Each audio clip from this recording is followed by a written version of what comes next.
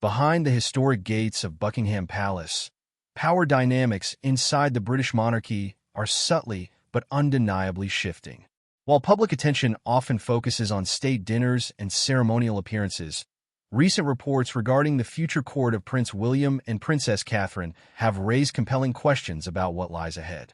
Observers are now looking closely at how the next generation intends to shape the crown.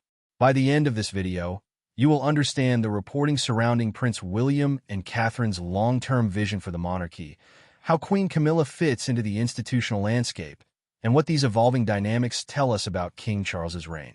To fully grasp what is happening today, it helps to examine how court structures traditionally transition between reigns.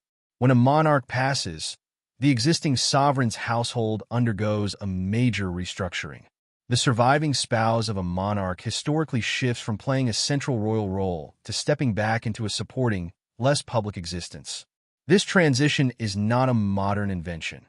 It is a centuries-old constitutional pattern within the British royal framework. When King Charles ascended to the throne, Queen Camilla took on her official title and formal duties alongside him. However, constitutional experts and royal biographers have long pointed out that a queen consort's official status is intrinsically tied to the reigning king. Her duties exist to support the current monarch, not the future one.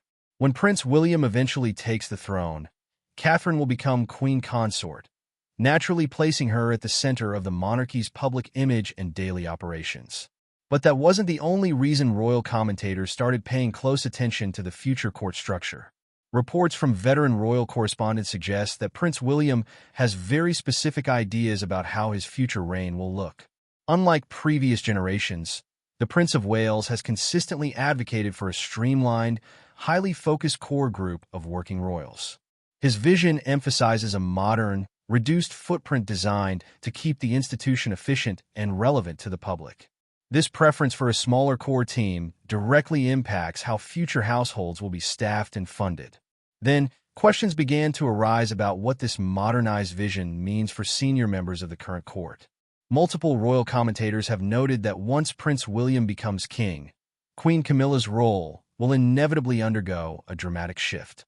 As the widow of a former monarch, her official public schedule would drastically scale down, moving her out of the institutional spotlight.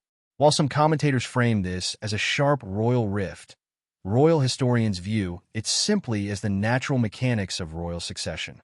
In historical terms, Queen Camilla would transition to the role of Queen Dowager, a position with limited official state duties. However, there's another detail that adds tension to this transition. The personal history between Prince William, Princess Catherine, and Queen Camilla has always carried unique complexity. In his 2023 memoir Spare, Prince Harry publicly revealed that both he and William originally harbored reservations about their father marrying Camilla.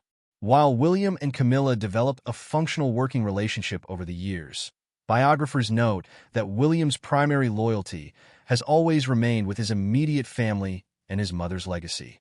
That underlying personal history creates an undeniable backdrop to any administrative changes taking place behind palace walls. What happened next surprised many observers who track daily palace logistics. In recent months, discussions regarding the management of royal estates, including Windsor Castle and Highgrove, have highlighted how future housing and operational assets are being planned. Reports indicate that Prince William intends to centralize his family's base around Windsor, redefining how royal properties are allocated. This long-term planning effectively clarifies that the upcoming reign will belong entirely to the Prince and Princess of Wales, leaving little institutional space for the extended courts of the past. It also signals a broader shift in how royal patronages and charitable foundations will be organized in the future. Under King Charles, the monarchy has maintained ties to hundreds of organizations, reflecting decades of public service. However, sources close to the Prince and Princess of Wales report that William and Catherine prefer a targeted approach. Rather than attaching their names to hundreds of causes, they choose to focus deeply on a select few high-impact initiatives. This strategic difference further distances the future court from the established habits of the current reign. Then something unexpected happened in the way public engagements were scheduled and highlighted. Observers noticed that key announcements and public appearances by William and Catherine increasingly set the pace for royal media coverage. By focusing on modern issues like mental health, early childhood development, and environmental innovation, the couple has built a distinct brand within the royal ecosystem. This modern focus naturally draws attention toward the future, sometimes overshadowing the traditional routines of the older generation. How does King Charles view this gradual shift in influence? For King Charles, these forward-looking plans represent a delicate balancing act. On one hand, the king is fiercely protective of Queen Camilla and the public acceptance she worked for decades to build. On the other hand, Charles understands better than anyone that the monarchy must constantly prepare for its own future. Seeing his son establish firm boundaries for the next era is a reminder that the crown's continuity always takes precedence over personal dynamics. Yet, managing the personal relationships within the family remains a quiet, ongoing challenge. While public statements emphasize unity and shared purpose, reporting from royal authors suggests that Charles is acutely aware of how quickly power shifts once a new reign begins. The king's focus remains on fulfilling his current duties, but the realities of succession are impossible to ignore. Every major decision made today ultimately sets the stage for the era that Prince William and Catherine will lead. What does this mean for the public's perception of Queen Camilla's current standing? In the present moment, Queen Camilla continues to carry out an extensive schedule of engagements, supporting the king through state occasions and charitable causes.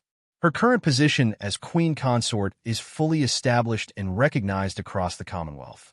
However, royal analysts emphasize that public prominence during a current reign does not guarantee an active role in the next one. However, there's another detail that highlights the contrast between the generations. Princess Catherine's role as the future queen consort has been carefully cultivated over more than a decade of public life. Her steady presence and growing influence within the institution have positioned her as a cornerstone of the monarchy's future.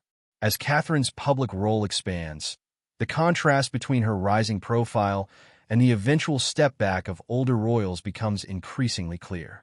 This shift in focus is not merely about individuals, but about the long-term survival of the crown itself. In modern constitutional monarchies across Europe, smaller, more streamlined royal houses have become the standard model. By reducing the number of official working royals, monarchies aim to reduce public expense and avoid organizational friction. Prince William's vision aligns directly with this continental trend, reflecting a practical approach to modern governance. What happened next in the discussion among royal experts was a deeper analysis of household management. When a new sovereign takes the throne, funding mechanisms such as the sovereign grant and the duchy revenues are reallocated to support the immediate family of the reigning monarch. This financial reality automatically limits the scope of operations available to non-reigning members of the royal family. Consequently, Queen Camilla's future household will naturally be far smaller in scale, staff, and budget than her current operation. This financial structuring reinforces the boundary between the active reign and the supporting members of the family. While headlines often frame these adjustments in dramatic terms, the historical reality is straightforward. Every generation of the royal family must redefine its boundaries to stay relevant to the society it serves. The quiet preparations underway today simply reflect an institution planning for its inevitable transition. Ultimately, the reported shifts within the palace are less about personal conflict and more about the inevitable reality of royal succession. Prince William and Princess Catherine are actively laying the groundwork for a leaner, more focused modern monarchy. As the institution prepares for the decades ahead, the division between the current reign and the future court becomes clearer every day. Do you think these structural preparations reflect a necessary evolution for the modern royal family, or are they a sign of growing internal distance? Share your thoughts in the comments below. If you enjoyed this analytical look at royal history and reporting, please like the video and subscribe for more deep dives into the stories shaping the monarchy today.